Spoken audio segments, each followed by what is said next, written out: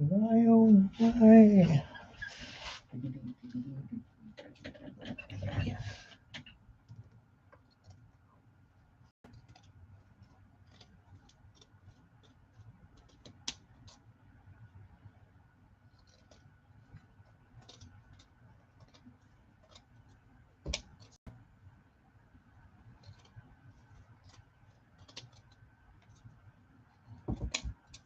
Darius, Brian, hello. Hello, Darius. Did you fish yesterday or today or either or tomorrow? Yeah, no fishing for Darius. Oh well. Darius, do you scope? Daryl, what's up? Darrell.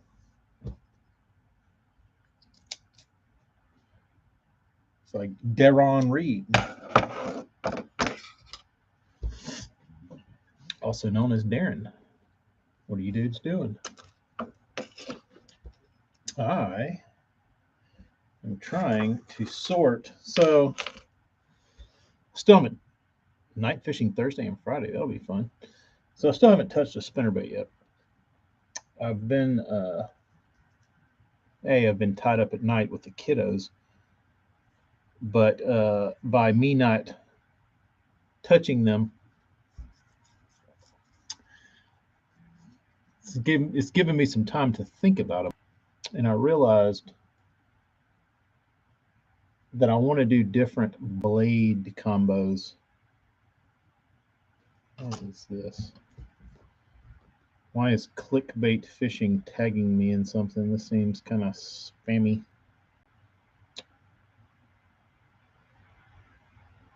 Oh, he tagged me for a giveaway mega bass contest. Here's your chance to win 110s. Does that still work? Um, so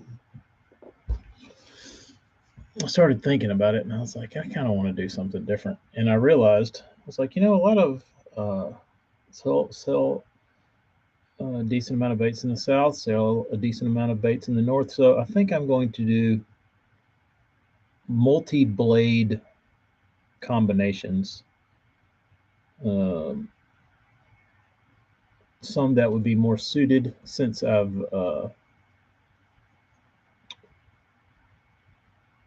been to the north now. I have seen the water. Um, it made me think of my blade combinations a little differently. So I might do some northern blades, heavy, smaller, speed. So we'll see. I haven't practiced the FG in 2 days. Um, I have my I tied my line to this. It's actually still there, believe it or not. There's my FG knot.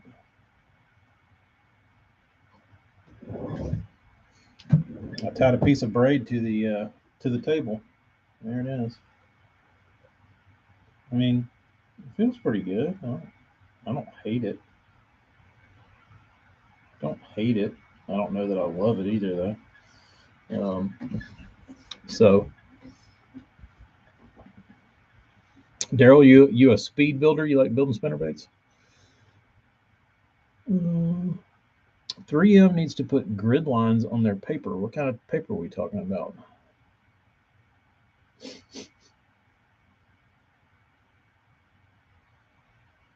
Because I was thinking about it, right? I was like, well, a guy up north doesn't really. He's not gonna encounter the conditions to throw a 3/4 ounce spinnerbait with a number 7 Indiana on it. Probably a whole lot. Like he would probably have to seek that out rather than, you know what I mean? Like he would have to go and hunt water to find that bite. So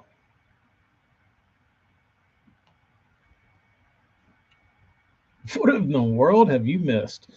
Oh, sandpaper.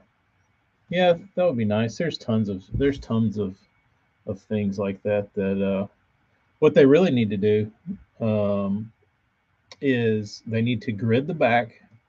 This is sandpaper in general. They need to grid the back, and they need to put every, like, I don't know, 6 millimeters apart. They need to have the grit and just repeat it across the whole back of the thing.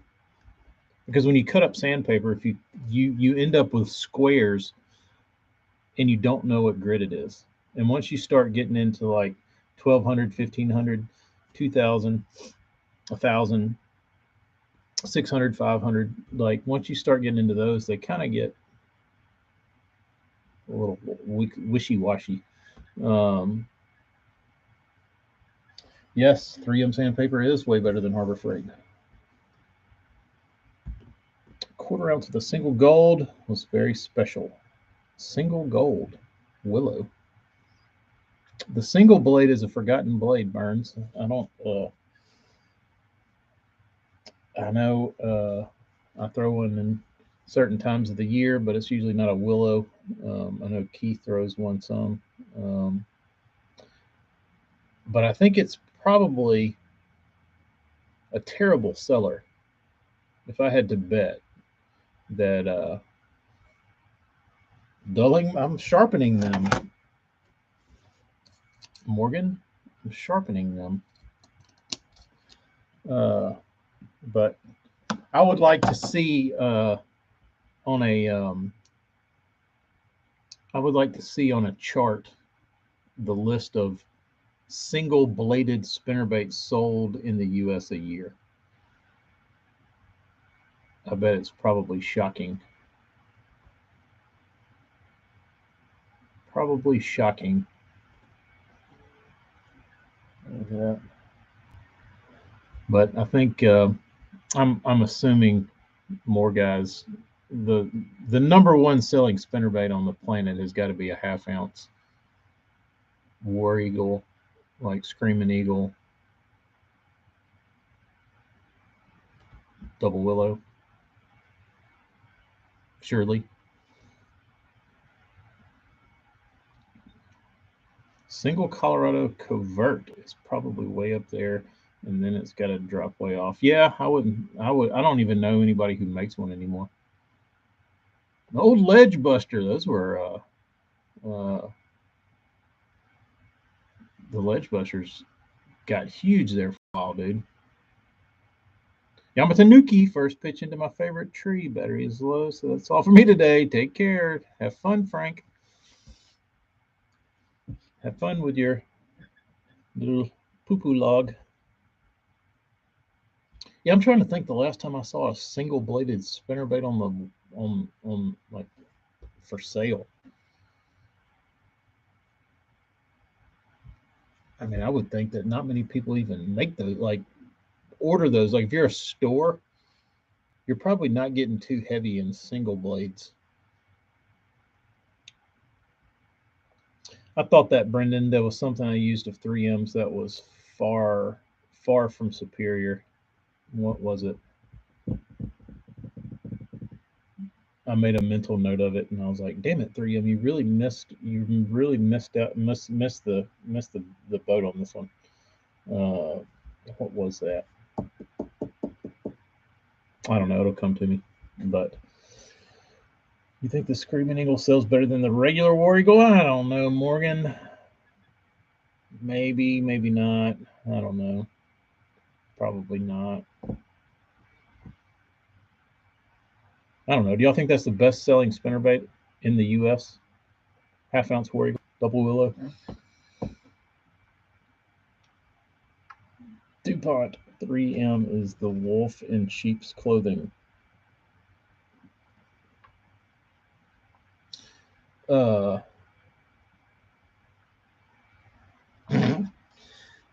got my little stack here, AJ. We're ready to sand.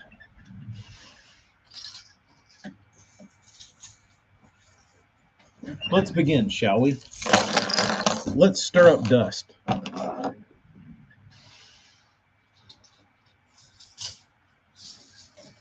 Let's stir up dust.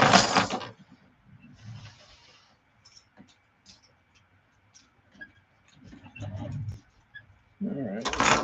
Here.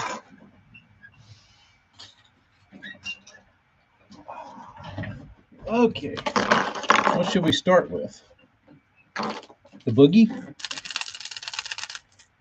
South Jersey, probably like these, if I had to bet. But the Booyah better spinners sell better. You think a Booyah sells better than a War Eagle? Don't they sell War Eagles in Walmart though?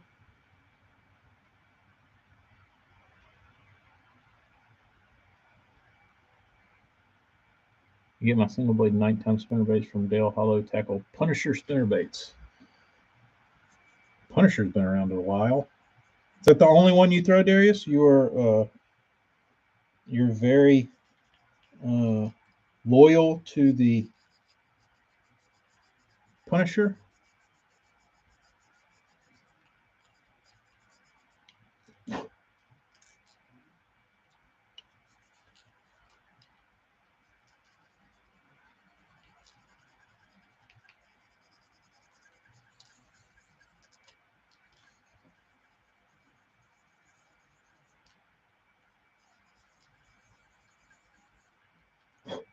I've got some H&H's, Jeremy.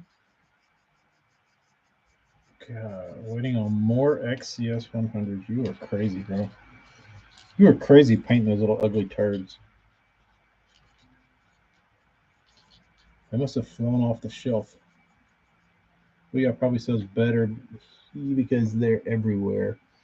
Buy them at the airport gift shop, probably. Yeah, I don't like. That's the thing about it is like a good friend of mine who very rarely fishes. He would go with me occasionally, but he would go and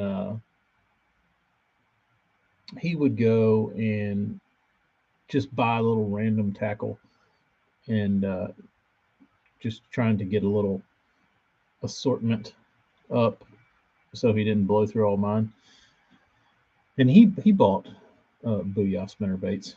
And I think it's just like if, especially in, which is, I think the majority of the market that all these people target is like the guys that just don't really know.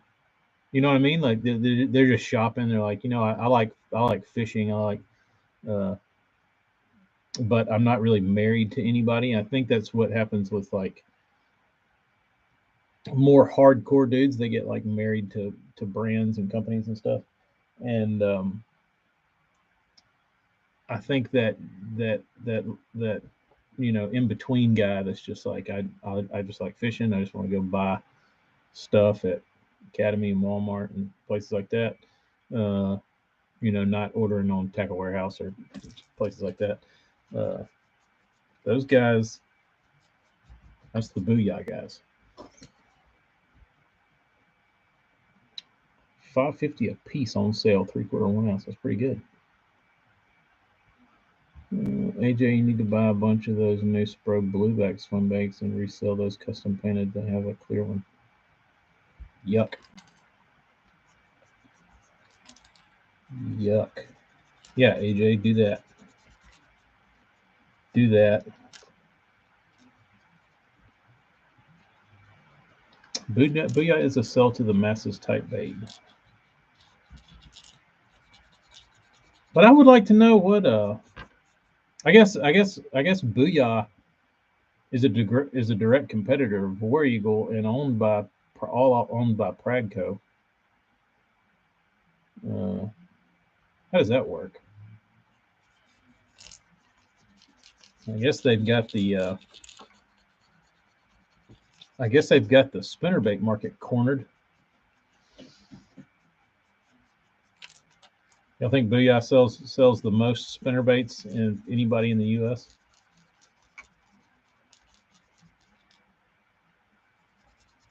which is pretty sad actually, because I don't feel like Booyah has like any.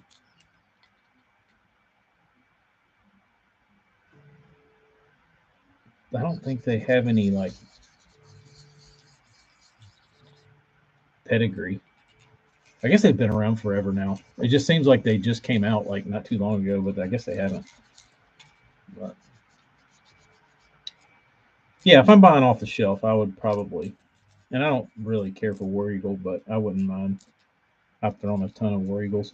Um, yeah, I've never associated Booyah with like as being a great brand, but what do I know?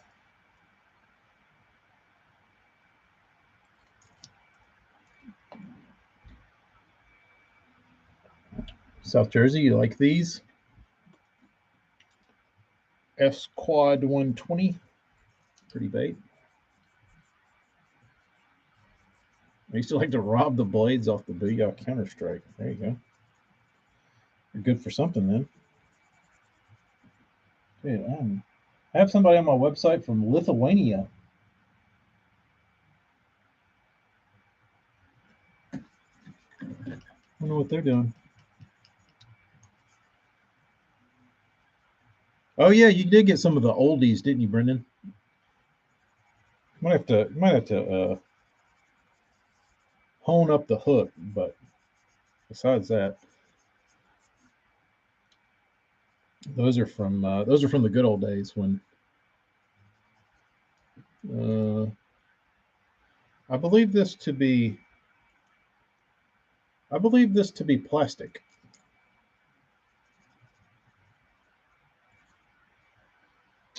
That was back in the day when they put actual barbs on on hooks.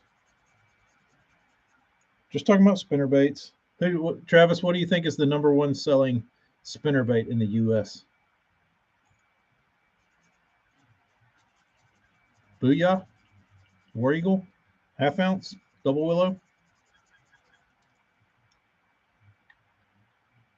You have a few more. Uh-oh.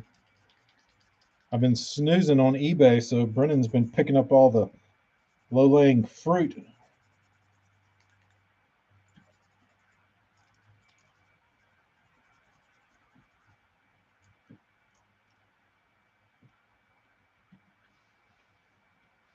Better than swim baits. Oh, I won't. Freaking. What did I see? I saw something on. Oh, did y'all see that? Did anybody see that post on Swim Bait Universe where the guy was like, I wish they would make a smaller Chad shed. And some guys were like, yeah, that'd be cool. And then other guys were like, it's already small enough. And I just kind of shook my head because I'm like, I think we're going backwards. Like, you know what I mean? Like because I'm a conventional guy, always will be. But when you're posting in Swimbait Universe about wanting uh, uh, a bait smaller than a Chad shed, uh, like at that point, I think the guy's argument was that the bait fish were small or fishing in creeks and rivers and this and that. I mean, at that point, just throw a damn spinnerbait or like a fluke or a crankbait. Like that's what you're getting into anyway. You know what I mean? Like you're already like a sub 6 inch bait. Just like get a BDS 3. But I guess if you're gonna live and die by a swim bait, it's cool to throw a 3 inch one just to say you did, rather than just pick up something else. You know what I mean? Like non-jointed. Um,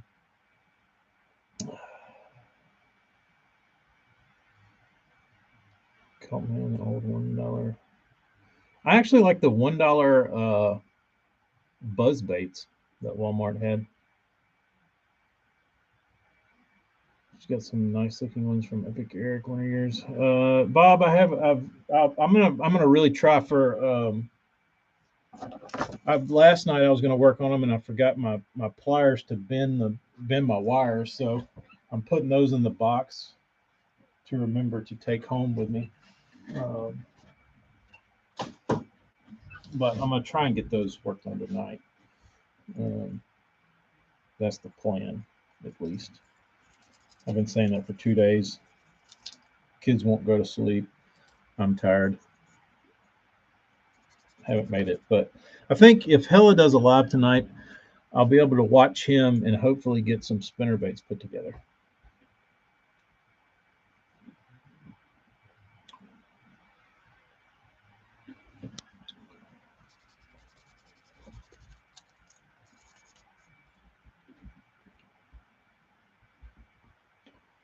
Uh, Anyone see the new Tackle Warehouse iCast release video today? Skeet Reese is at Cast King.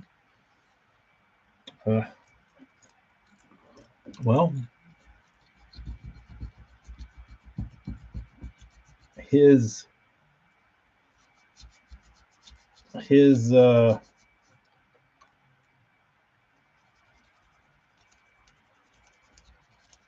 his value is dropping. Skeet's net. I mean, Skeet had. I mean, when was the last time you heard about Skeet Reese though? Um, and Skeet was top 5 in the world years ago. He made all the money. Him and Swindle and Van Dam and all those other dudes from the Sitco era. That's when they were cashing in, but you hadn't heard much about Skeet lately. He's not in the spotlight. I'm sure he can still move the needle a little bit.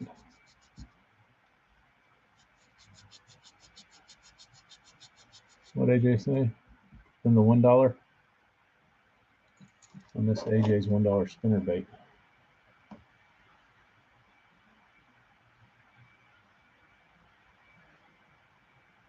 I like the post where guys said they haven't caught a fish in months and said they didn't think they could have done better with the conventional. Yeah, that's a real good one. That's a real good one. I honestly don't think I could have caught a fish on a worm. I honestly don't think I could have thrown a fish, a Cinco out there and caught a fish or a ribbon tail worm. Yeah, you could have. Yeah, you could have. Sorry. Sorry, bros, you could have. For what it's worth, I got a Cast King spinning reel, and I can't say one bad thing about it, and it's probably a year old. Skeet has a pretty recent win.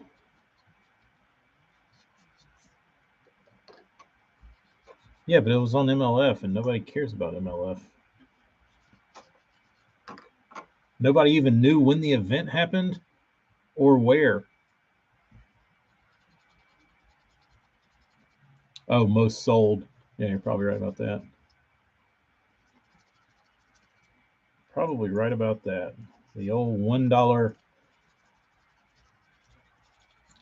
China special. Like I said, I used to use. I didn't used to, but I was curious back in the day before Cast King came stateside.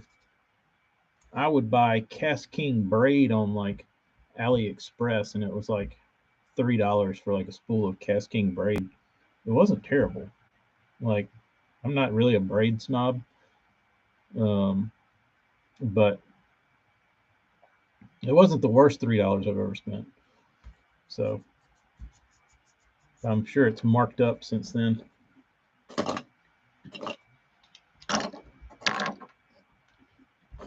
Karen knows the Toyota series. No. But what Skeet was with Lamaglass, and Lamaglass was a very historical brand. Like they had a lot of, let's say they had a pedigree, but Then he jumped ship and went to, I guess, Wright and McGill, Eagle Claw. But that when he did that, dude, that son of a bitch was printing money on those yellow rods, and they were so bad. Like his flipping stick was like a damn noodle. The thing weighed a ton. Does Skeet work with any JDM companies anymore? I could see him being minorities. No, I don't think so. I don't even know if he's with Lucky Craft anymore.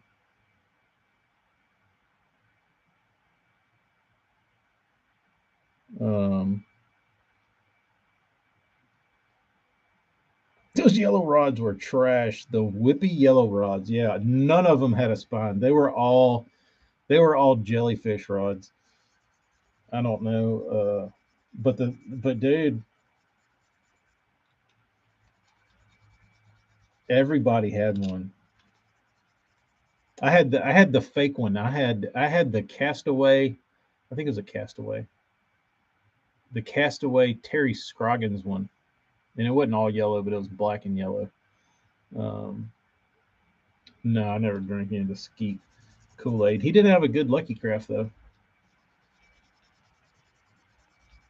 He did have some. He did have that little Skeet MR, the little small one that's kind of flat sided, but it wasn't flat sided. That was a good bait. Um,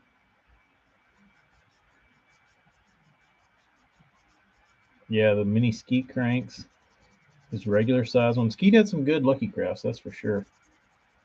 But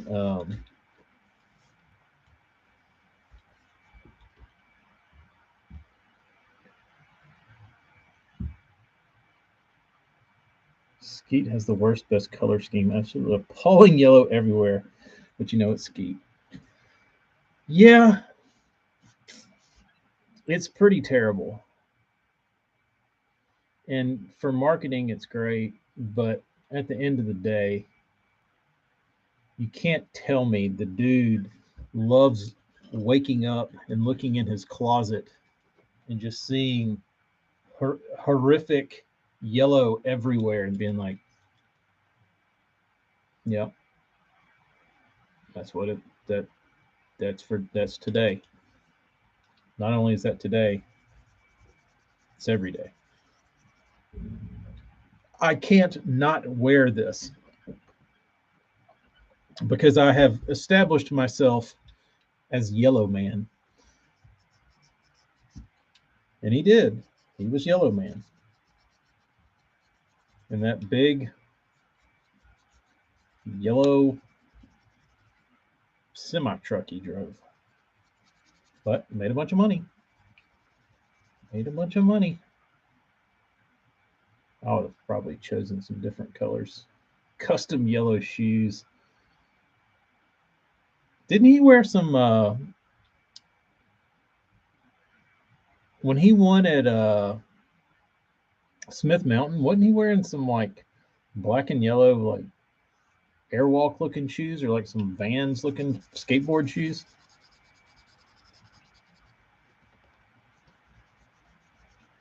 AJ, you say that, and and you like from his success, yes, but I feel like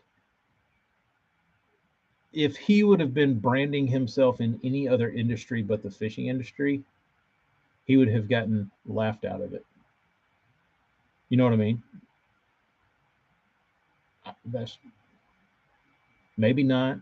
Maybe he's a chameleon and he could have adapted, but I don't know. I don't know.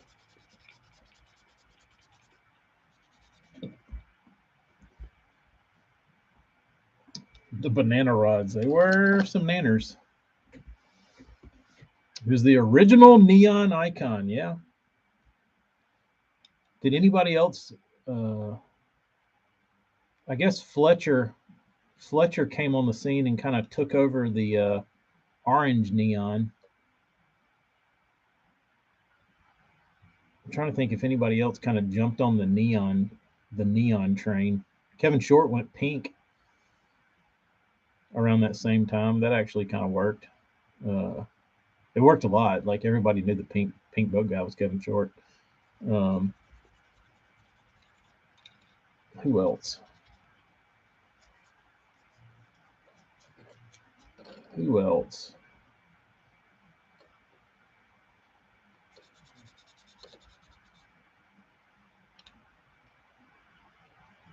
Oh, he did that for actual a reason. I thought he just did it just to stand out. I didn't know there was actual meaning behind uh, Kevin Short's pink boat.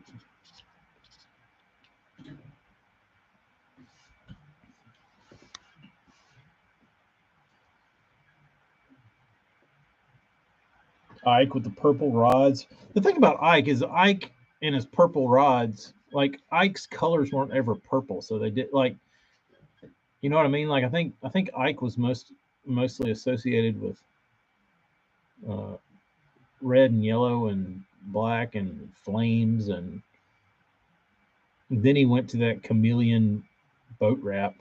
And I guess that's when he kind of tried to make the purple thing with the boo work. Uh, yeah, everybody called him K Pink. His branding works so well, people didn't even know his name anymore. They just called him K Pink.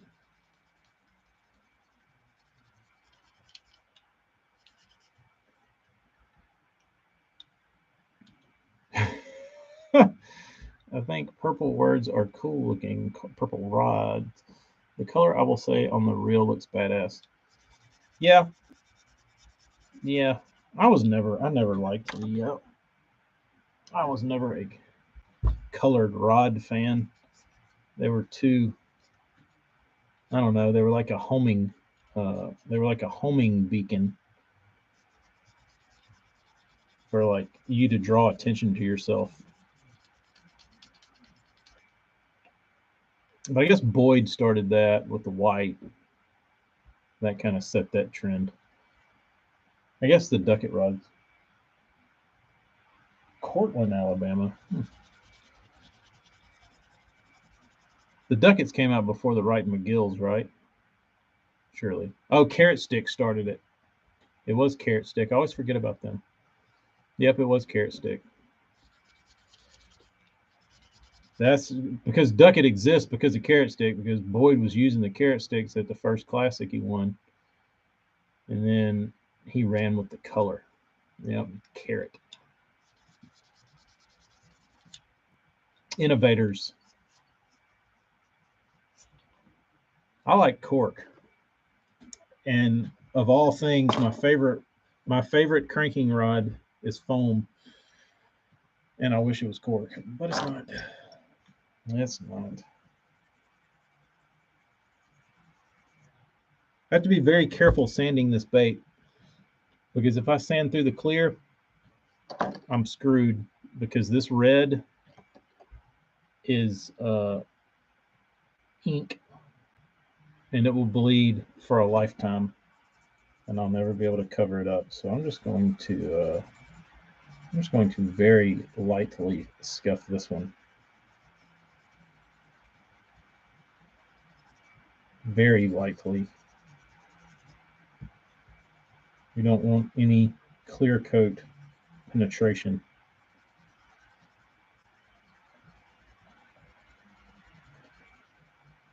There's already a little bit on top. That's not good.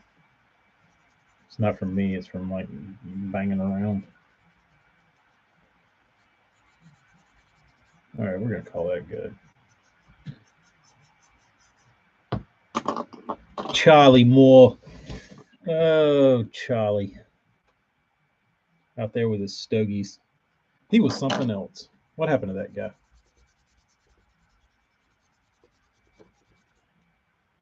What if I can knock this down with a little something heavy?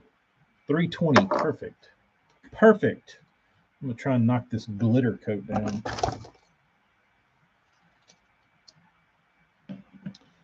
Burns likes cork. Yeah, then Ducket hosed Carrot Stick. pretty much. Abu rode the White Wave, the Veritas. They sold a shit ton of those. That was the poor man's ducket. Because you could, like, on the water, you couldn't tell. Like, if you were driving down the river and you saw somebody with a white rod, you would just assume it was a ducket. Nah, dude. The guy got his damn Veritas out there.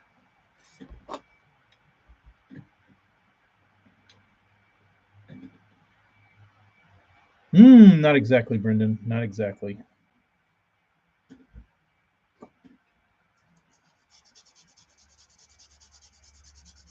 Eesh. That's ugly.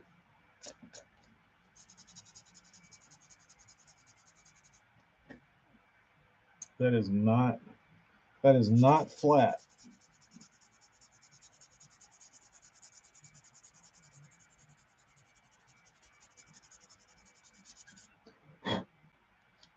It is not flat at all. But I'm going to get it down. I'm going to knock down this glitter and hopefully get it knocked down enough to where it just looks like maybe a little bit of orange peel texture like you would find on a GM truck. That's the key here. We don't want lumps. We'll take a little bit of texture. We just want to knock the top off of the glitter. Make it not so abrasive to the eye.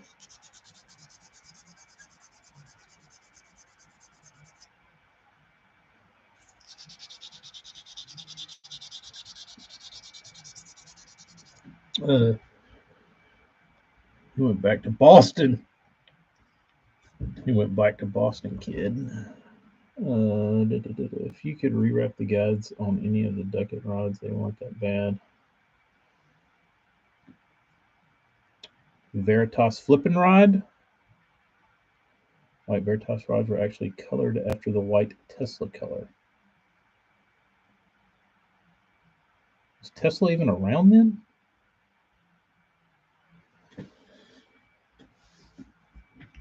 That's one thing I never got on, Jeremy, was as much as I loved Shimano reels, I never could spring for a Shimano rod. It didn't make sense to me. I know I have trust issues, but I never could trust.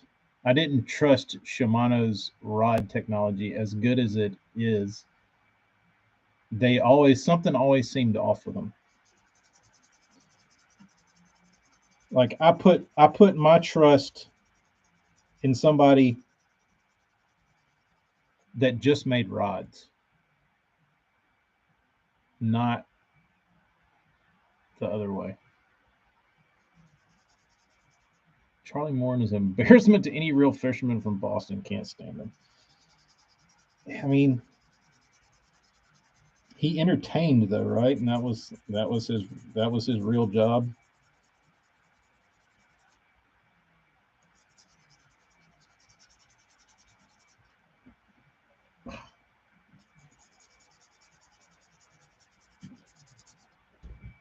He was good in the beginning. AJ still got some. He got some Gen 1 Veritas in the game still.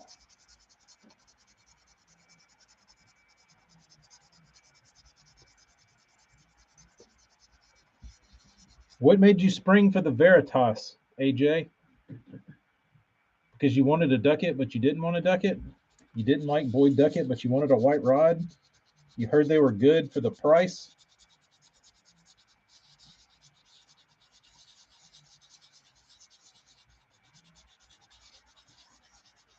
You liked Skeet Reese, but you didn't like yellow?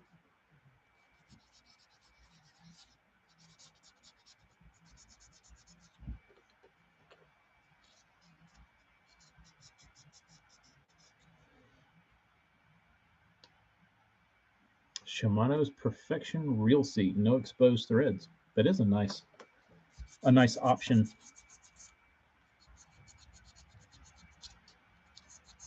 Never heard of that.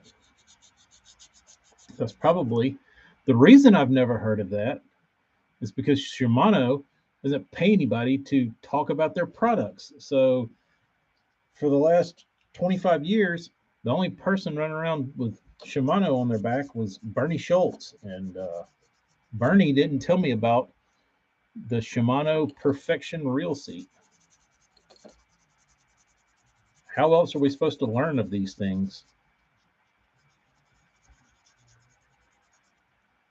Like, think about it. When was the last time you heard a pro, which is who we typically get our information from about products, talk about like a feature of a reel or a rod?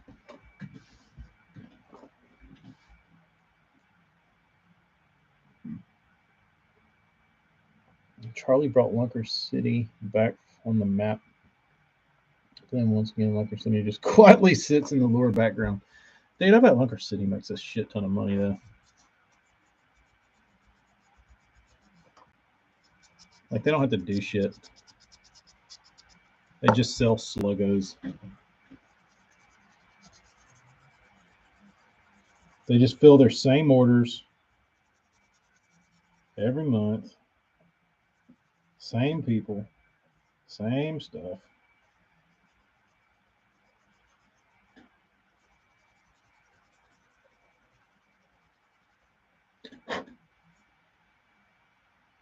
That looks pretty flat.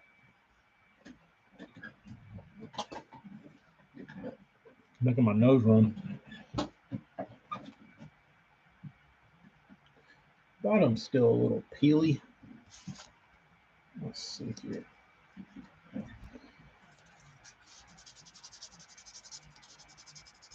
It's funny if you ever get a wild hair in your ass and decide you want to paint a Norman gel coat glitter bait.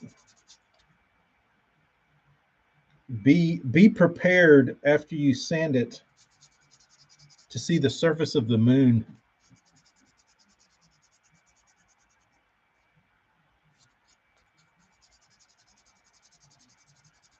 They're horrific.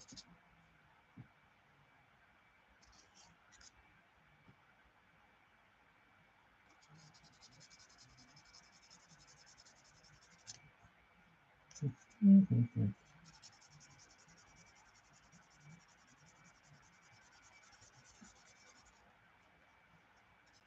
This thing actually turned out pretty decent. Whatever they put on here is thick.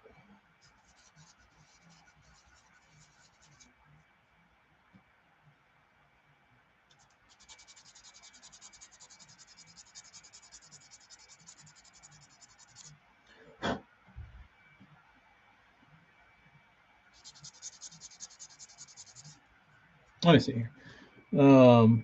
All the sponsor guys opt for the Loomis. What's the X Pride Shimano? I hear a lot of people talk about that rod, and the one major bitch I hear about it is that it's like the best rod ever, but they can't get them, and I don't understand why. If people want the X Pride, just send people the X Pride. You know what I mean?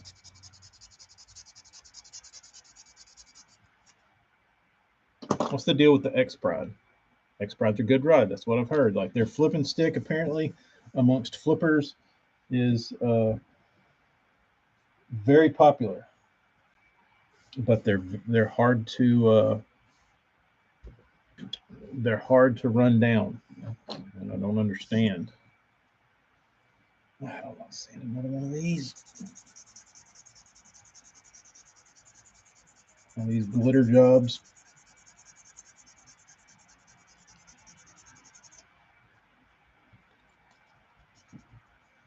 I need my. Never felt bad. Never felt a bad Loomis. I never. I don't know. Like, I remember growing up, you'd see Loomises in the stores, and you're like, oh, that's those expensive rods that like all the old guys use, like all the older rich guys use. And then my buddy bought a was it a bronze back? It's like a jig rod. He's like, check out this rod. I'm like, what is it? And it was a Loomis. I was like, holy shit, dude. You want a Loomis? And he's like, yeah. And that was back in like the All-Star days. And he had that bronze back Loomis, and it was pretty legit.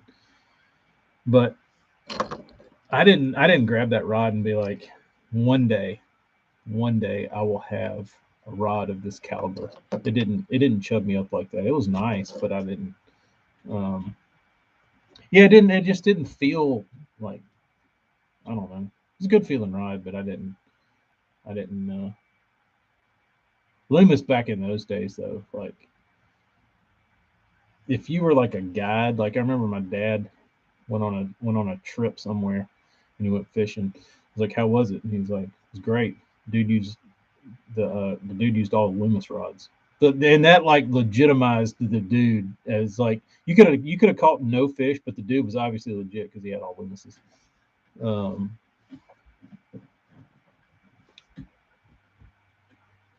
Fenwick World Class are the most of my rod, and they will send you a brand new one, no questions asked. Hard to beat that. I always liked Fenwick growing up. Fenwick made cool stuff, and I guess they're trying to make a little push again with Poche, but I don't know kind of what happened to Fenwick. They kind of slipped into oblivion. Um,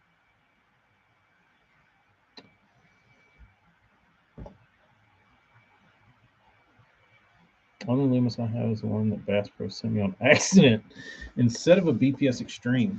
That was a pretty good accident.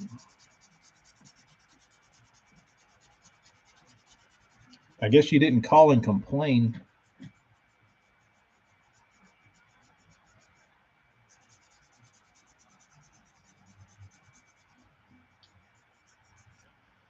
So you gain sensitivity with a Loomis, but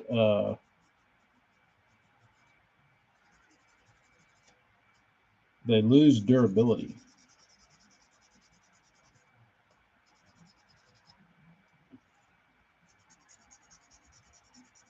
Like if y'all get in a boat with a dude that has all Loomises now, or is it still like, it's impressive? Or is there a different rod that is that now? I guess now if you hop in a boat with a guy and he's got like all mega bass rods and you're like, ooh. But I guess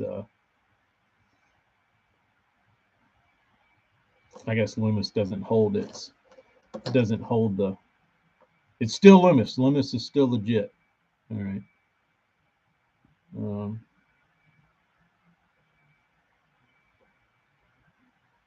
that's good to know. I got a buddy that pretty much only throws Dobbins anymore. He sends back at least one rod a month. I would get annoyed with that guy if I were Dobbins. I'd say, listen, dude, look over there. There's 50 rods. They're 20 years old. They're fine. You send us one once a month. What's your problem? What are you doing?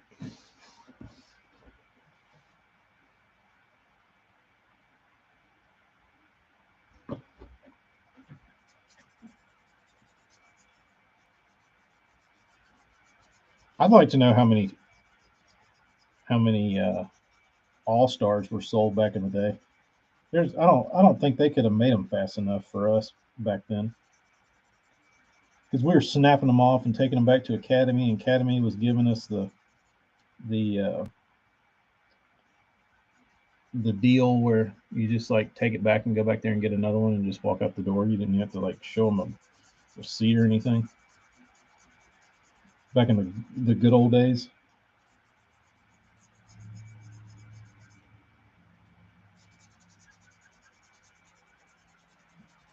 But I think like even tackle shops, like mom and pop tackle shops, like Loomis was a big draw to have in your store because that was like it kind of legitimized your shop as being pretty legit. Oh, he's the bodybuilder.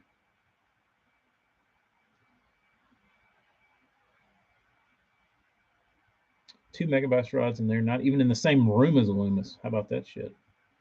Go figure. Go figure. Might eventually change my Dobbins Fury lineup over to the Daiwa Tatula Elite. I think you should change your Dobbins Fury lineup to the old Daiwa Interline rods. Yeah, that's what they say, Travis. The old when they were made in Houston or made in America, that they were all like my old Zell Roland Topwater Special that's made in the U.S.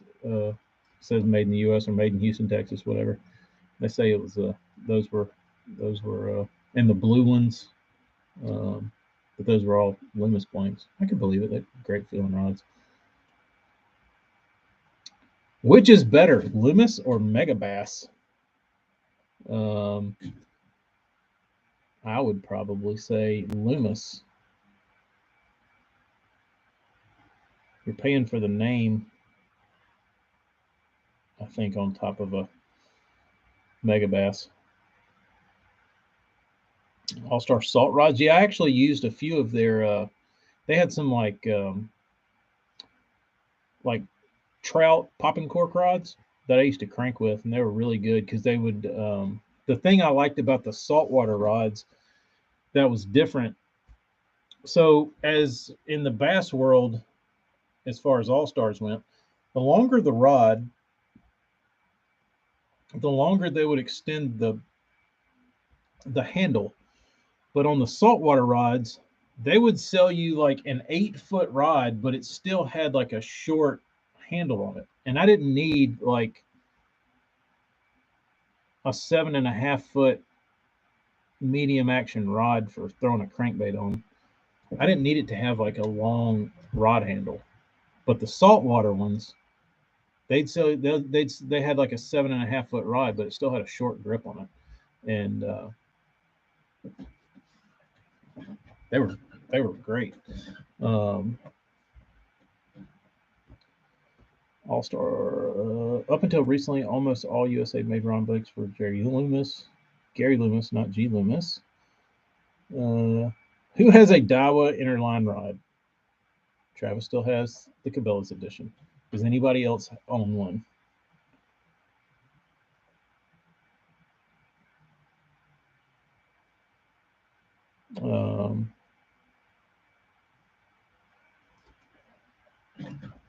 But the Daiwa Interline. Who was trying to push those? It wasn't Brower, I don't think. Brower made up, I don't know. There was some flipper. Or there was somebody I feel like I saw using one of those in like a tournament somewhere. Talk? No, he used the green handles. Or the green ones. Daiwa Heartland. I have one of those pieces of shit. Hello, we're just talking about rods. Just talking about your you know throw your 2 cents in on your rod. Tell us about your rod. I had a Daiwa Heartland fiberglass rod. The thing was like this big around. It was literally a beer can, a fiberglass beer can. Steve Kennedy, I could see him throwing an interline. Ish probably was throwing an interline. That seems kind of. He was like, I can sell sand on the beach. Give me this interline. I'll sell those damn things.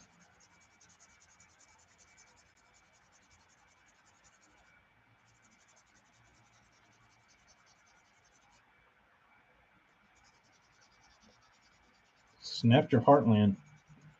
Ryan, you need another one? I can send you mine. It's a Fritz noodle.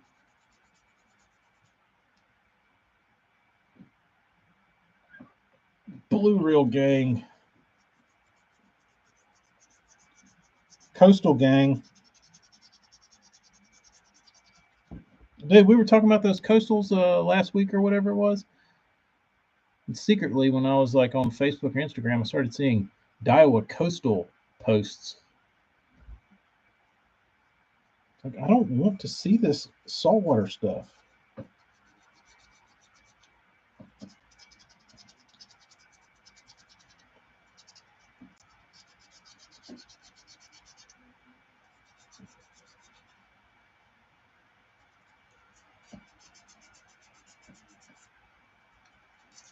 Iowa Coastal. Let's see. I should have started with 220. I don't think the youngins know what the interline rod is. No. If you're confused about what the Daiwa interline series of rods were, they were a hollow rod, no guides, and you ran your line through this little peephole towards the reel seat, and then you ran your line up through it, and then it popped out the end. No guides. It was actually a pretty cool concept. I never got to fish with one.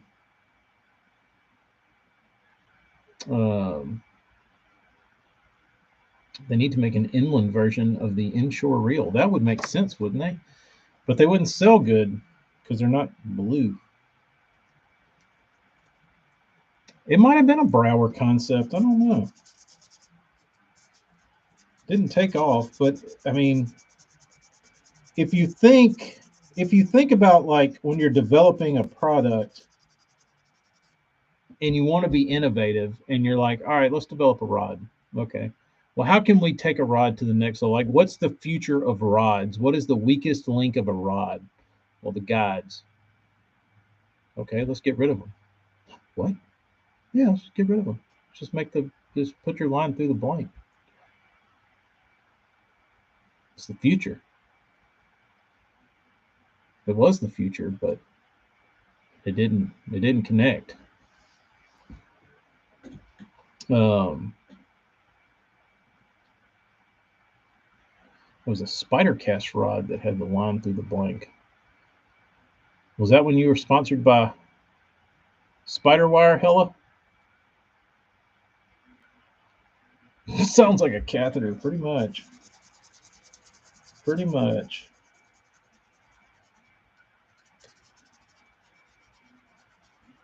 You know what's bad is I always secretly wanted one. Not a catheter. An interline. They still make the interline in Japan. How about that?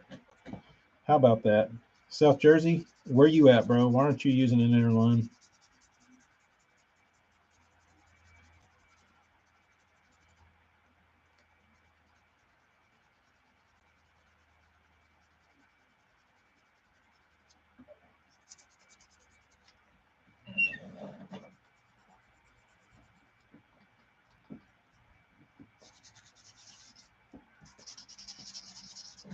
Oh, Morgan, interesting. I think it would help a lot of rods feel better in hand and just have more versatility. Adding the quality of the rod.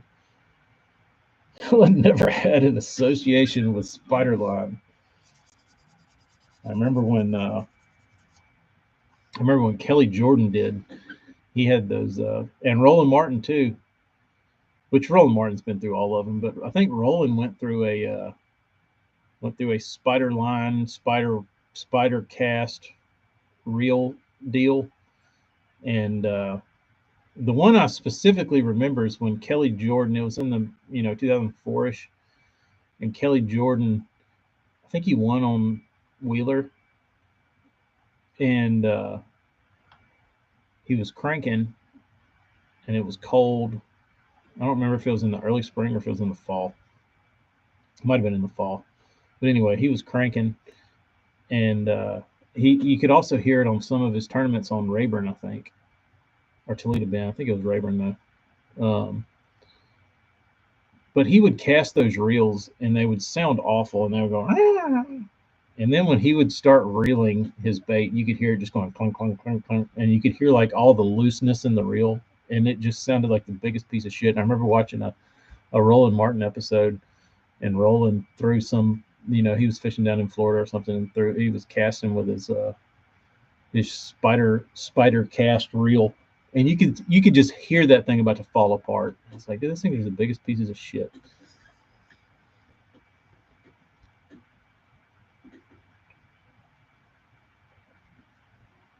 South Jersey doesn't own a single JDM rod or reel. The truth is coming out.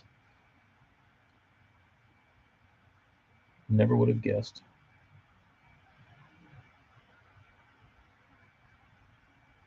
Big fan of building them spiral wrapped. Marty has its advantages. Saw Roland a few times at ICAST, seemed agitated and annoyed. Brendan, you didn't go stick a iPhone in his face, he was probably agitated and annoyed because he's 80 years old and he still has to go to ICAST. Jersey Ninja just lost some cred. Yep. Unsubscribed. Dude doesn't even use JDM rods and reels.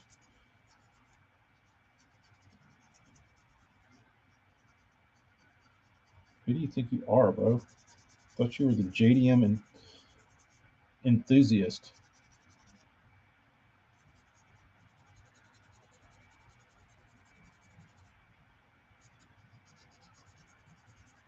All right, I'm sick of rubbing on these Ichikawas. Screw them. Well,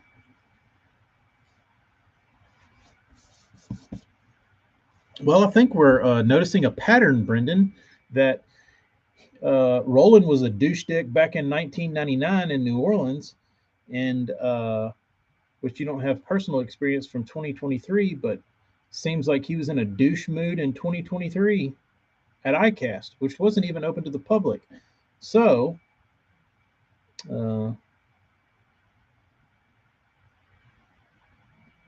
sounds like things have not changed.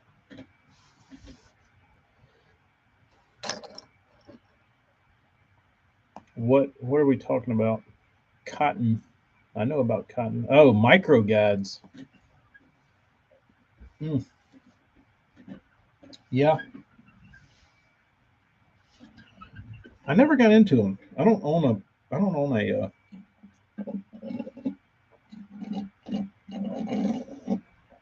own a rod with micro guides. Micro guides blow. Nobody likes micro guides anymore.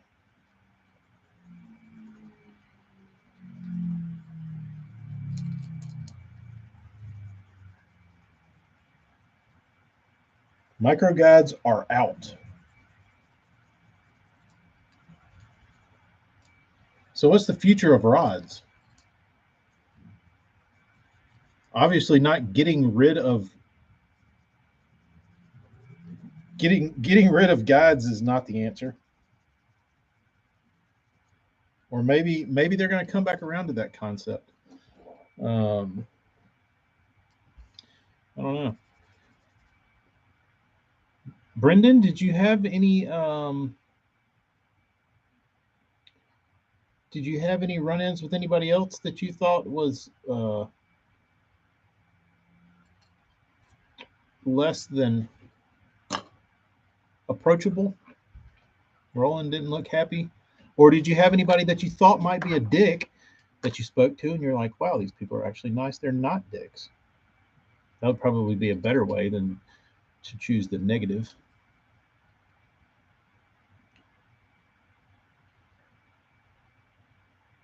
Yeah, the cottonwood was pretty annoying.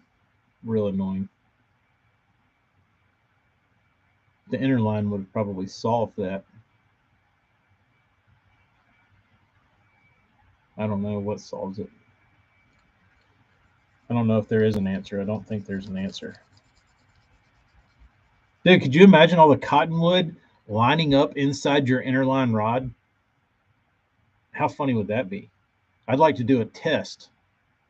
Hella, can we do a Daiwa innerline test when the cottonwood is at its thickest and see if we can get one continuous band of cottonwood through the entire insert of the rod? Nathan from Pure Fishing was the only guy I thought was going to be rude. Everyone else I talked to, ate dinner with, and fished with was very nice. But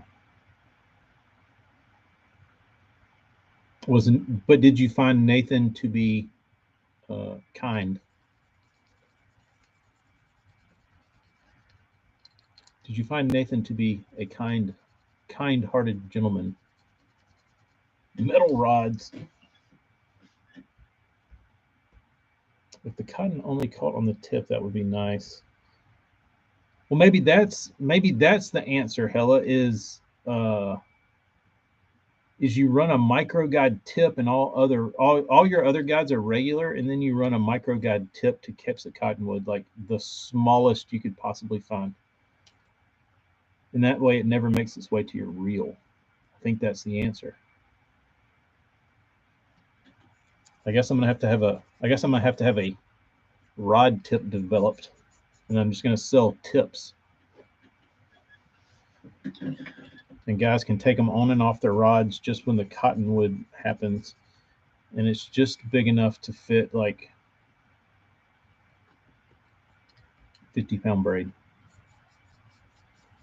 Just need to stay on top of it. Nah, bro. Who has got time for that? Who has got time for staying on top of it? That's about the worst advice I've ever heard, AJ. You just gotta stay on top of it, guys.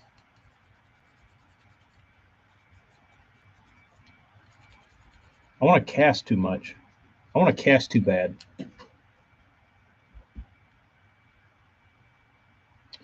Big bug hatches up there. Yeah, I saw all the pros are posting their little social media stuff about the buggies. Everybody's covered in bugs. They're going to be selling lots of buffs this weekend.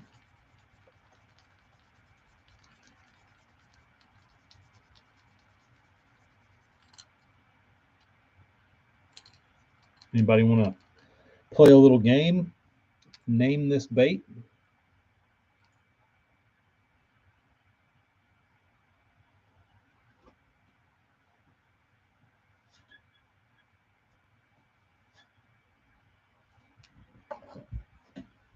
What if you could come up with a liquid form? Hella, I wouldn't even say that in public, bro. Uh,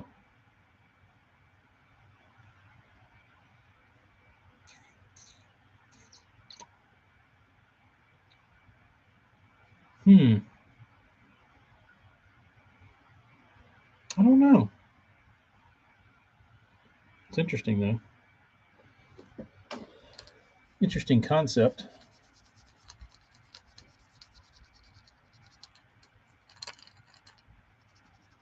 Talk to Dobbins about it and be a millionaire and retire. And you'll be sitting at your lake house on Pigstone, and little dumb bass fishermen will come by you and be like, man, like, hey man, what'd you do? What'd you do? How'd you earn all this money to buy this nice house? See all that cottonwood? I'm the guy that figured out how to get it off your line. Really? Yeah, that's me. Name's Hellabass. Really? Dude, I used to worship you back in the day. I used to follow you around. I once got a piece of Casey's pizza that you looked at and you put back. I got the one you put back.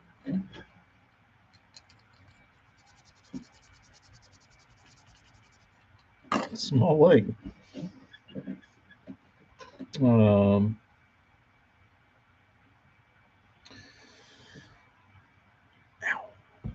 sure, it's $1 million idea. Hell, you could probably use it for somebody else use it for something. Small Lake Co. It's a pretty good brand. Oh, a better look at the bait.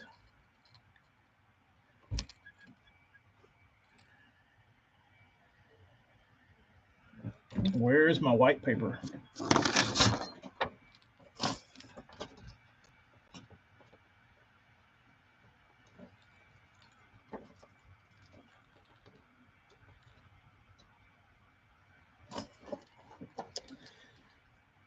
It's from Japan, I believe.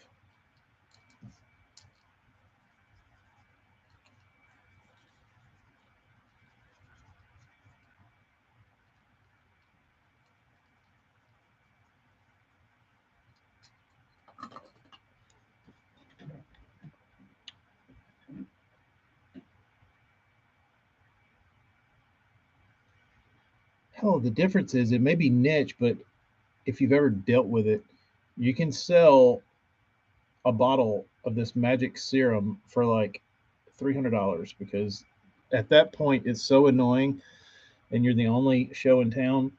You just name your price, dude, and you will take your wealth and you will go to Detroit and buy the most beautiful home you've ever seen.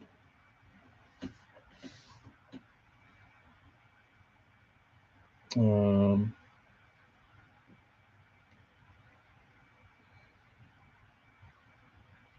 the question is, do the walleye guys have to deal with it?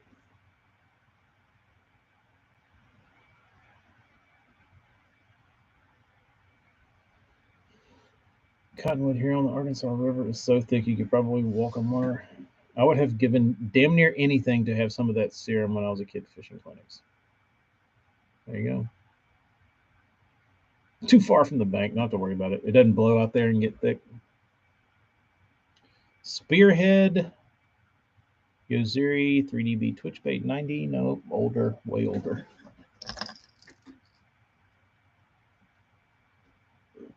Y'all give up. It's a Miss Karna.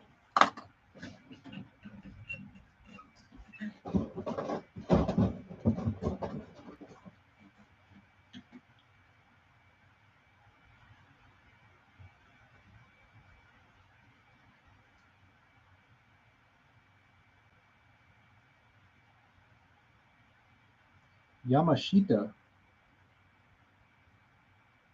I guess the company's called Maria, and the bait is called Miss Karna.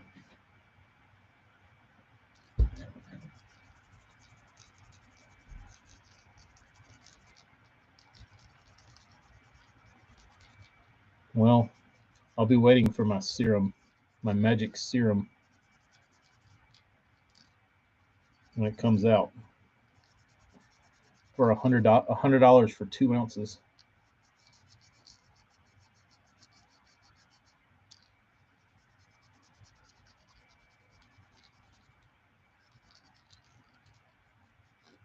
Tennessee Bassmaster, what's up?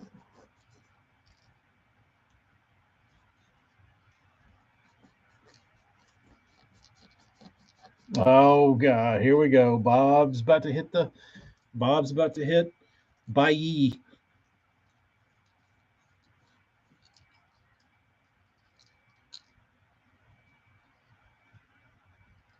It's been uploaded. Oh boy. Hella's cinematic masterpiece is finally complete. How many times did you have to beat me?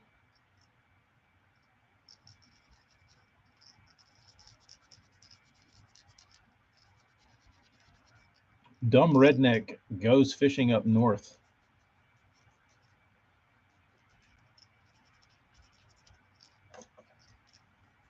Let the people see.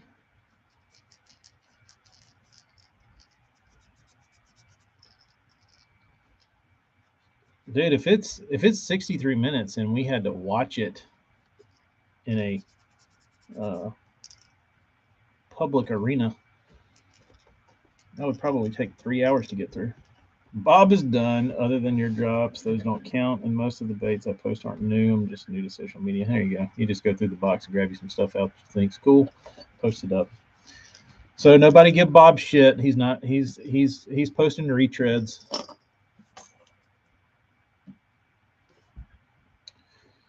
You could have gotten 100 thumbnails. TK spent half the trip making fun of them.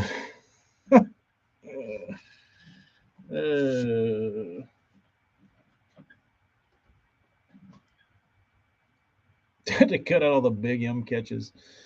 Yeah, there was. I was hoping to get on a crankbait bite, but that didn't really show itself, except for the 5. Do jorts matter? I do plan to do a premiere, so we can have a love chat when it debuts. Don't make the builder dude angry. Don't piss off the builder dude. Number one rule of tackle club: don't piss off the builder dude. Yeah, jorts are a way of life. They're not just fashion. They're a lifestyle. They're a mindset.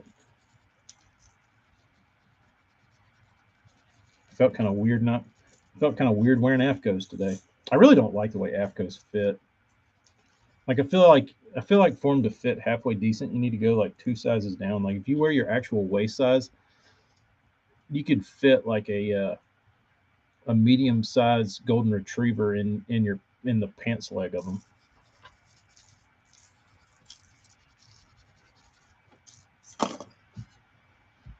Actually, TK tried to hide his first Smalley on the Dreamwalker. Oh yeah, he said, "Ooh, what is that?" And I said, "Nah, don't show that. Don't show that. We're not looking at that." Had a little extra sauce on the paint job, but I wasn't ready to reveal. I wasn't ready to reveal yet.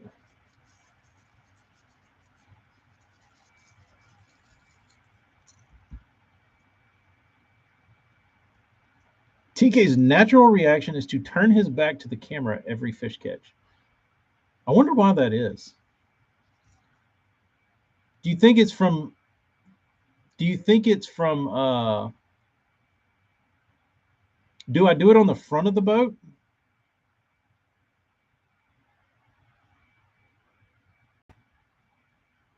Is it from being on the front of the boat and then having to turn backwards to like deal with fish? Or if I was on the front of the boat, that's the only thing I can think of is just from being on the front of the boat and then turning around. When you put me on the back of the boat, I would turn around. But if I were on the front of the boat and I would be throwing sideways and then I would turn towards the front, that would be weird. I don't know.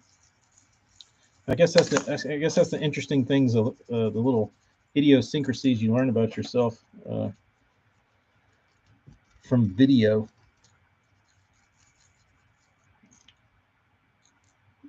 Needs a Marshall. Yeah, all my fish were hooked outside the mouth. I was just snagging them. I said, I can't show this. I can't let people know that I'm all I am is just a mic long. All I do is snag them. I wonder what cave that dude's living in right now. It was like filming a combo of Spencer Sheffield and Jeff Sprague. That's pretty hilarious. I wasn't cognizant of it though. She said, "TK, you have to not hide."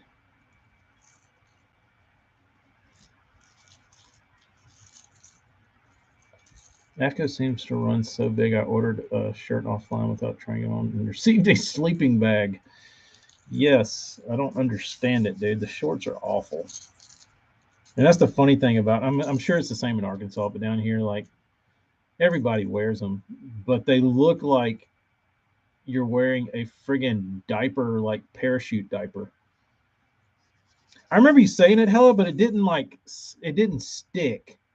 Like, quit doing that. Like, it just like I took it in and it made sense. It's like, oh yeah, I am doing it, but the part of my brain didn't say, don't do that. Or maybe it did, and I just couldn't break it. I don't know.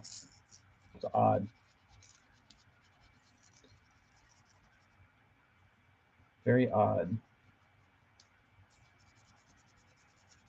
Did not stick like the brisket pizza sticks to your ribs. No. Who was that? Did Ben Milliken just post a video like in the last week or two that had a little Casey's in the background? Did you send that picture, Hella? Or did I just see it in a video and I was like, no, you had enough Casey's that week to last you a little while, at least till August.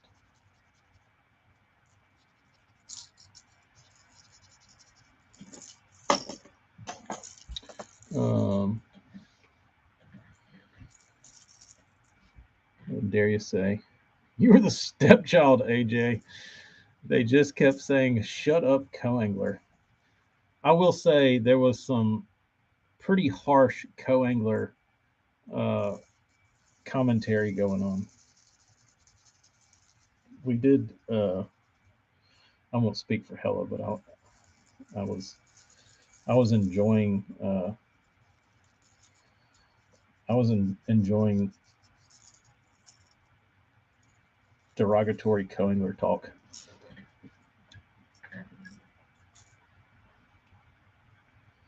Hella, I saw a 20-foot Camus with a 115 on it. How would that run? Probably like doo-doo. Probably like doo-doo. Plenty of co-talk in the video. You mean the co-angler actually talking or us talking down to the co-angler? Asking him to tie our knots, get us water, fetch our cottonwood off of our lines. What else? Pull the trolling motor up.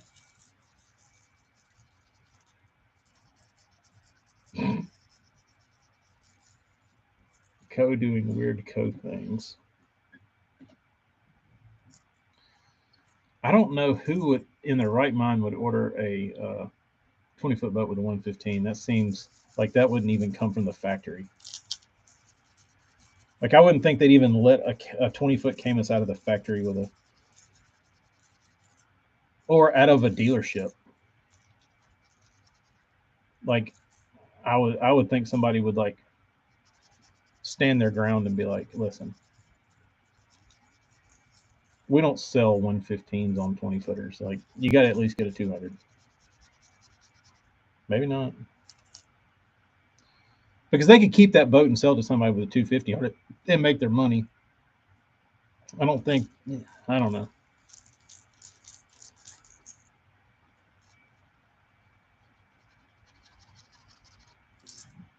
That thing's got to be a total loser. Total loser.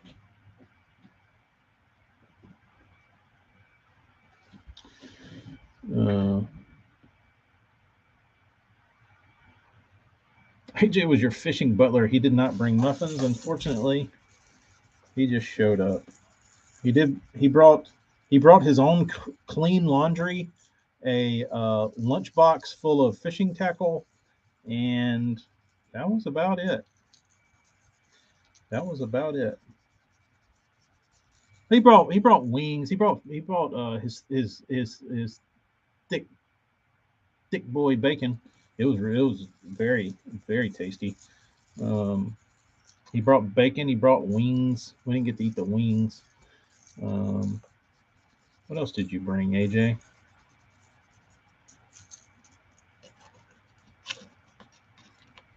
Brought beer. He did bring a lot of beer.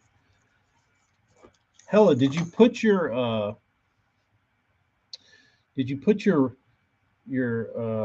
eyes wide shut ritualistic fillet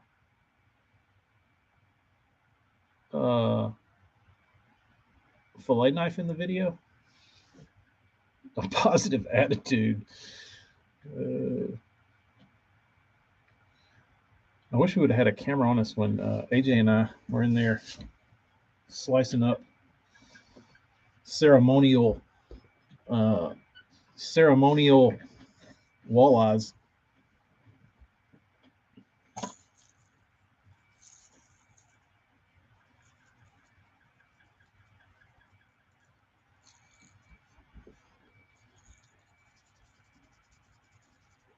Dude, Ryan, Hella has this like custom made, handmade fillet knife, and he pulled that thing out, and it looked like something that you would like see in Eyes Wide Shut with like for like some sort of like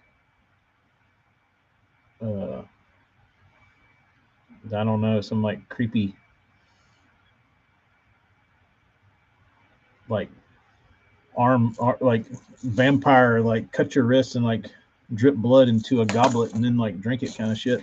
It was like that fancy. I don't know that I've ever seen a fillet knife that nice. Very custom.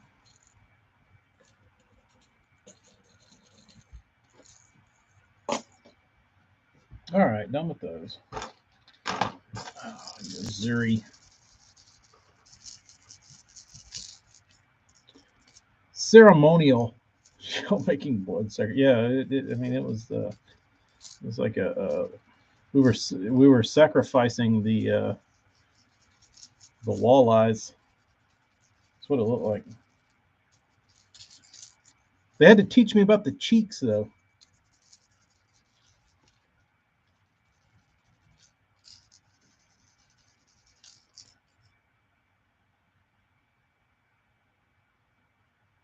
I thought my mom was right about meeting strangers from the internet. Mama knows best. Where are you going again? Don't worry about it, Mom. They're from the internet. They're fine.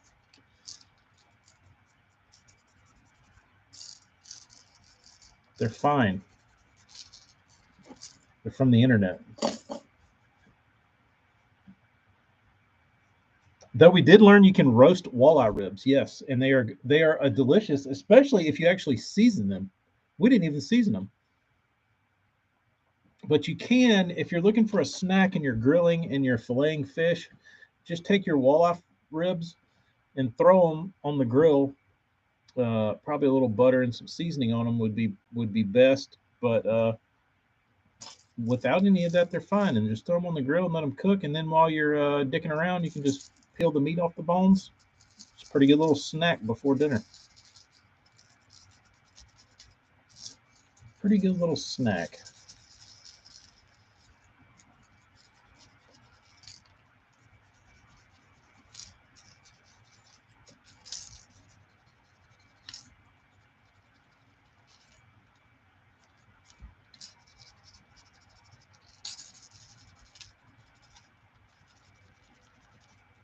We shared fish filleting tips. Yes, there were. They. I didn't know about the rib, the rib, the rib cut.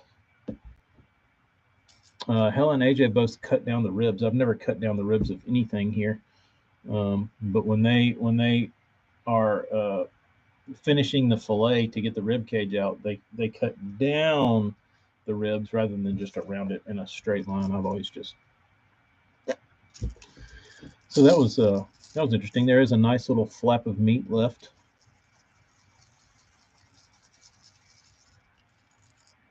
No, no muffin dust. I thought we were gonna marinate them. I mean, batter them in AJ's muffin mix. Didn't do that either. We really got hosed on the muffins, honestly.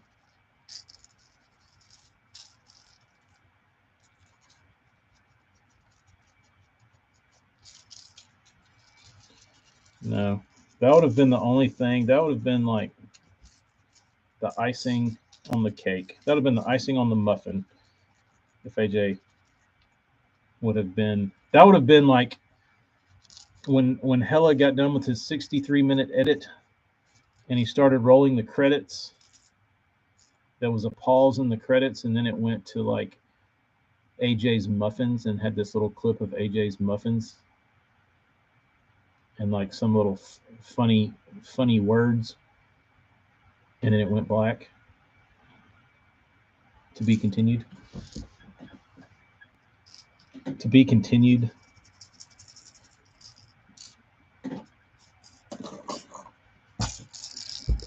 Ruined the whole video. Yep.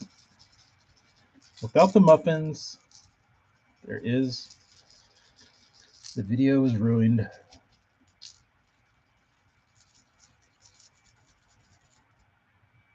These best I have plenty of lakes around me, and like Chick, I live an hour north of Cumberland.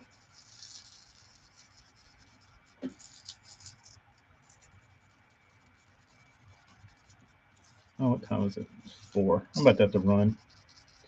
I'll finish these damn sandy baits tomorrow. I gotta go to the grocery store. The Bean wants hamburgers. The Bean wants burgers. Actually, I'll finish these red Eric. Oh, damn split rings on. What is this?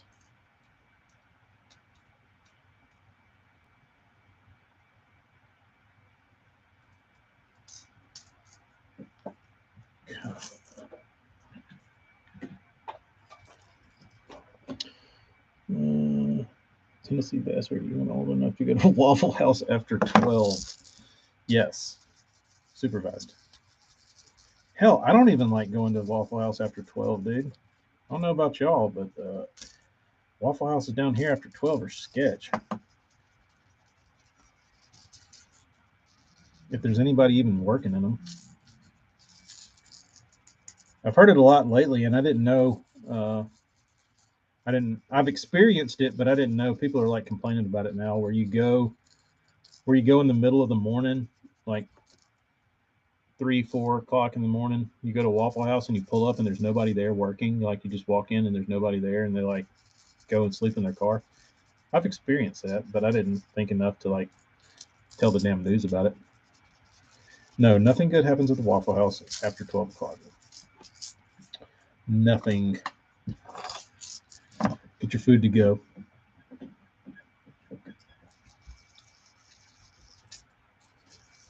Get your food to go. Although I will say that Waffle House to go is kind of lame.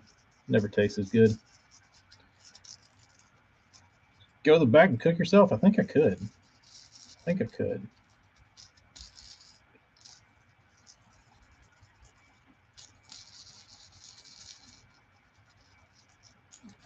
I could.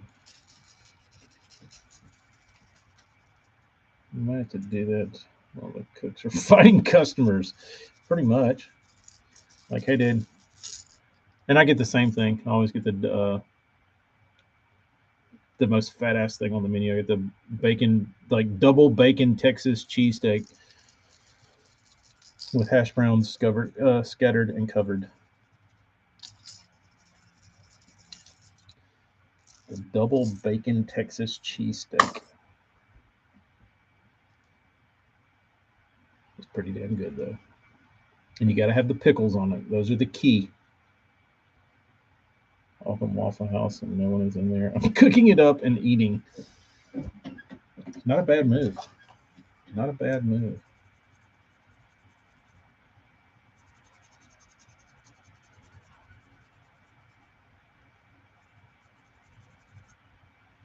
Mm-hmm.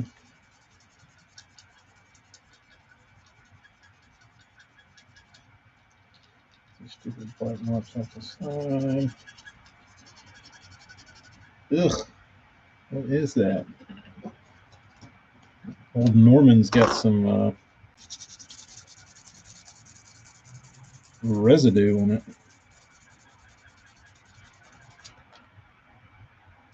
Gross.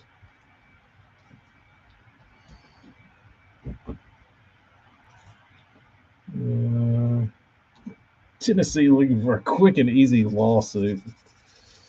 Oh man, oh man, oh man.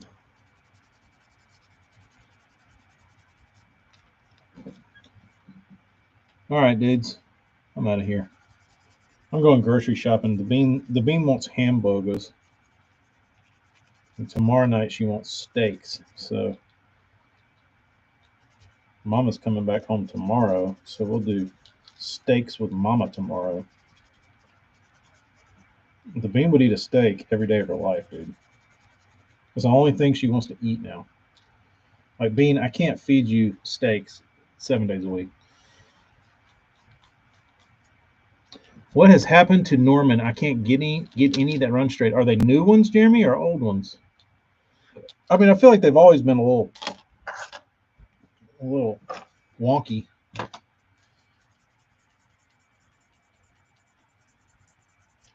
I've had even the old ones. I had a lot of old middle ends that I could never get to run right.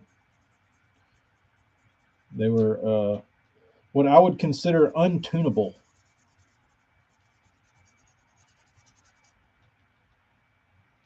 But I don't know. I think they just need to go to a bigger piece of hardware in the nose because these tend to get loosey-goosey.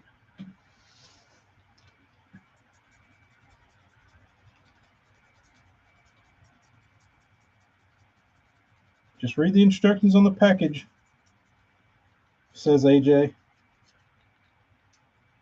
That's what they're there for. So they can say, when you call them and bitch, they can say, well, did you read the package on how to tune it? Yes, you asshole. I'm 40 years old and I've got 6,000 crankbaits. I know how to tune a crankbait. Yours just don't run.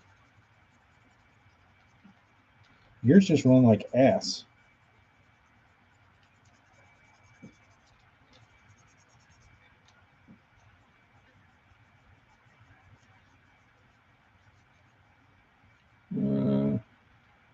She got life already figured out. Steaks, fishing, and cartoons. Pretty much. Pretty much. That's all she wants to do. Do a little fishing, watch some shows, eat steak. No sides. Just steak. Got a delivery from Horseshoe. Did you get the magic jigs? Did you get Mindy Magic? Hella? Oh, I got speaking of, I'm getting all my spin cast molds back. So I might be doing some more now that I have my molds. I'll be able to experiment with hooks. And I'm probably gonna I guess we'll have to watch and find out. Uh-oh. Cryptic. I kind of been wanting to yeah, I want to do a Brennan, I want to do a small run of smaller hooked swim jigs, not the big Sawash Gamakatsu. I want, because that's not my favorite hook for every situation. So I would like to have a smaller hooked version. So now I can do that. Now available in 2-packs. Go get them. Turn AJ into a jig maker. When he tries to sell you a crankbait, tell him, AJ, we don't want that bullshit. We just want your hand-tied, hand-poured lead products. You're okay, crankbait painter dude. We don't want any more Excalibur stuff. We don't want any more Norman stuff. We don't want any more Pradco stuff. We don't want any more rock crawlers. We want lead that you painted and silicone that you tied. That's what the people want, AJ. They're telling you. Put down the airbrush. Pick up the lead.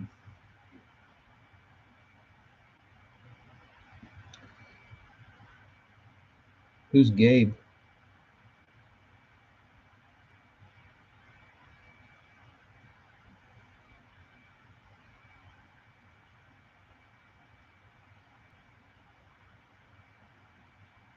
I didn't watch any live streams last night because I don't know who Gabe is. What did I miss?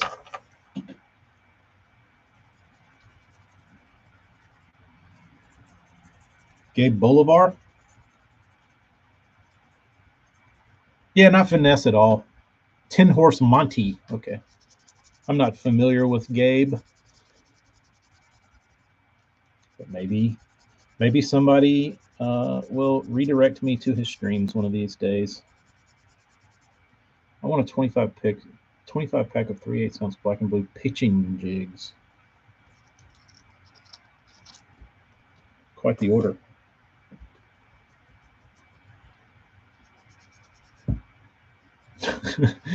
Hey, Brennan, this is not a jab at you, but as soon as I read your comment, I feel like I've read that comment so many times on, like, back in the day when you were dealing with Facebook, that is like the quintessential comment of a guy who is going to stiff you on an order.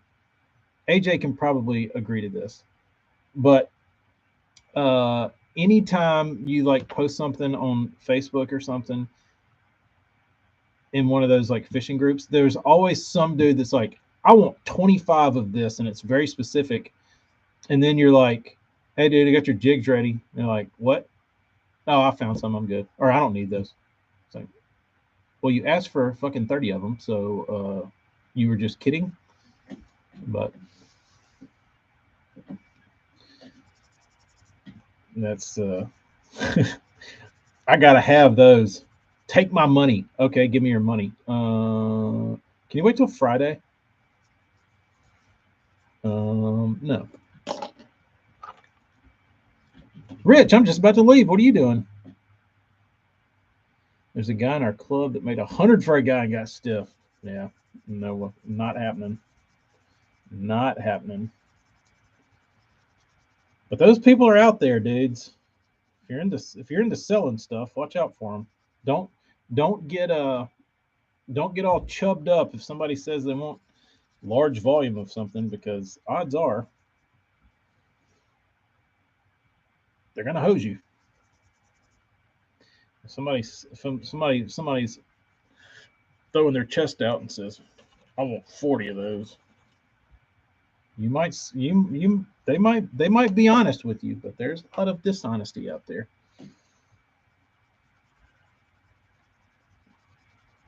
Yeah, this is Jeremy. If this is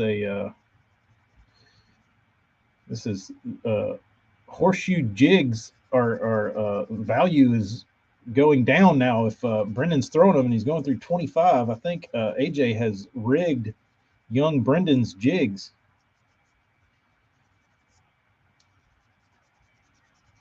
This might be the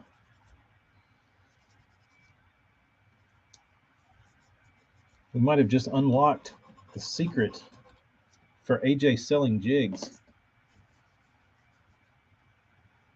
He uses a special glue that releases the weed guard after 15 casts. Sharpen the line tie. That's pretty smart.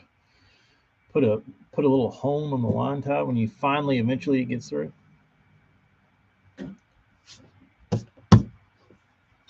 AJ, I didn't know you had a special secret line tie made. Brilliant. Brilliant. He made it. He made it after the first guy stiffed him on 100 jigs. It turns out it wasn't a guy in his club. It was AJ got stiffed on 100 jigs, and he said, "I'll show this asshole." You know what, man? Here. I know you said you didn't want these jigs.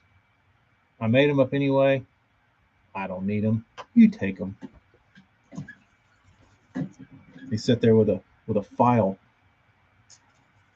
on the line tie, all 100, just out of spite.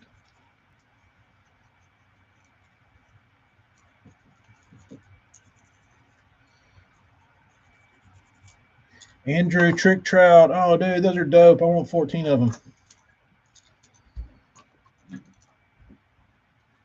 When AJ hits BBC with his $15 osmium jigs.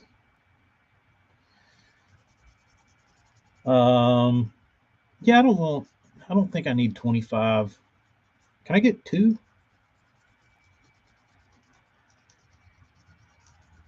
I bought 40 packs of certain jigs on eBay a couple years ago because they got discontinued, and they were a 2-pack. eBay seller emailed me to confirm the number. So you got 80 jigs? What's the jig?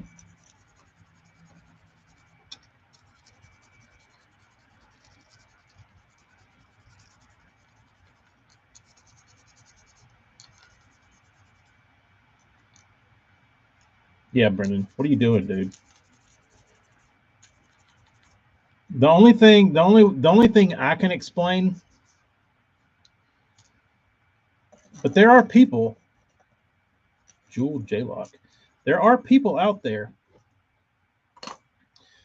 that don't try to get baits off, or they don't even try to like work their bait through something. Like if they pitch a jig in a tree and they feel like the least bit of resistance, they're like, I'm hung, and like pop their line. You're like, dude, you weren't even hung. Like, yeah, it was. It's like, no, you hung your jig by pulling on it that hard. I'm like, nah, just get another one. Just a jig. Well, you're good for the industry. You're good for the industry. Just keep popping them off. I can't do that. I've never been able to do that.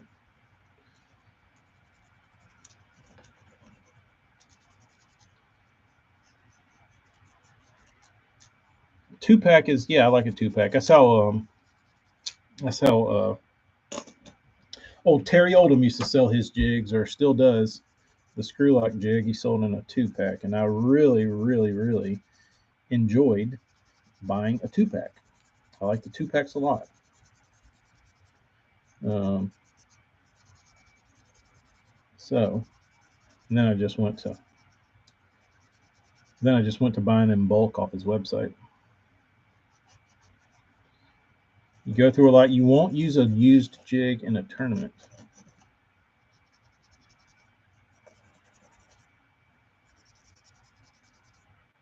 How about that? I'll throw a used anything in a tournament. But y'all deal with more. I guess. I mean, what's worse for dicking up a hook, a rock or a log? I guess a rock probably wears out a jig faster or does more damage quicker.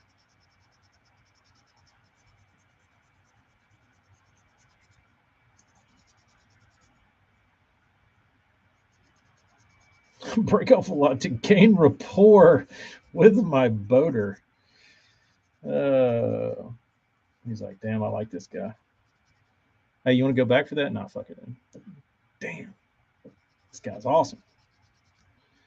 Hey man, how was your co-angler today? He was great. He broke off every bait he had. He was throwing this damn big swim bait. Didn't even give a shit. Just broke it off. Dude must have blown $400 in tackle. Nah, man, I don't want you to turn around. Just keep going. Keep going. Can I get you a drink while I'm down here retying? Is that what you would? Can I? Hey man, when I'm down here trying to dig out another jig in these 2 foot waves, uh, how about a homemade muffin? Sounds fair, right? Maybe a bottle of water.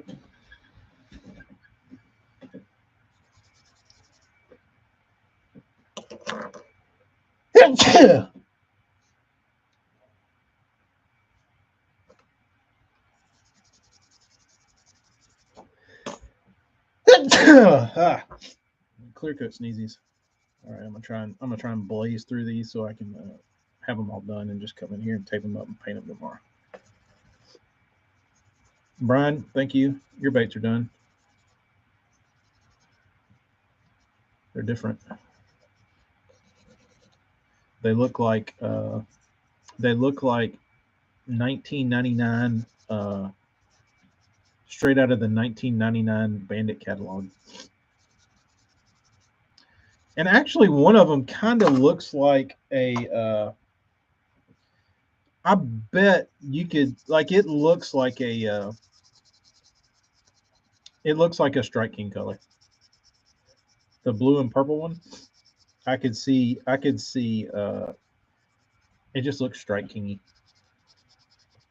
Now I kind of understand where their colors come from.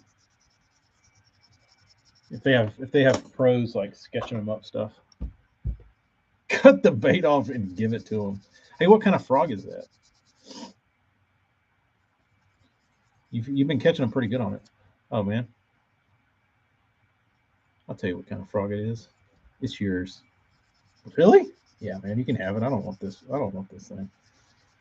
It catches them. I've caught enough on it. I've caught my fair share. I've caught a boatload. I've caught my personal best on this fish actually. But you know what? I'd prefer if you took it and you caught a nice limited fish. Maybe it'll be good to you. And the great thing about it is the belly weight won't come out, and if it does, it goes right back inside the bait. I've never had another frog do that. It's the only one I've ever had in all my years of bass fishing. But you know what? You take it.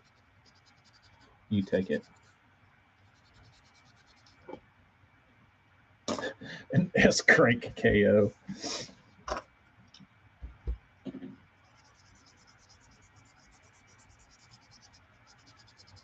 You know what? You take it.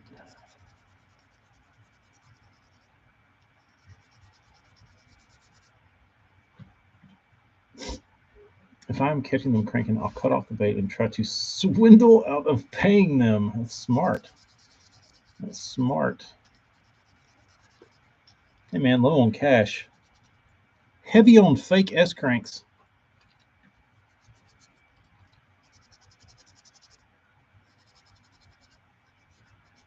You catch them on that S crank.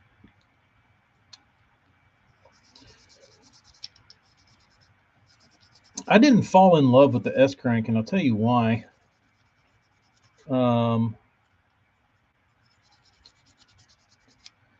me, the S crank dove a little deeper than I expected it to, or I wanted it to. That was my beef with the S crank. It got down a little too deep, which may seem dumb, but I felt like it wanted to dig more than I was expecting. But for where AJ fishes, I can see it being appropriate. So anyway, we're getting the heat wave. I need 100. Yuck. All right. I'm out of here, dudes. Appreciate y'all sticking around. Love y'all. See you later. I'm out. Going to the grocery store. Bye bye.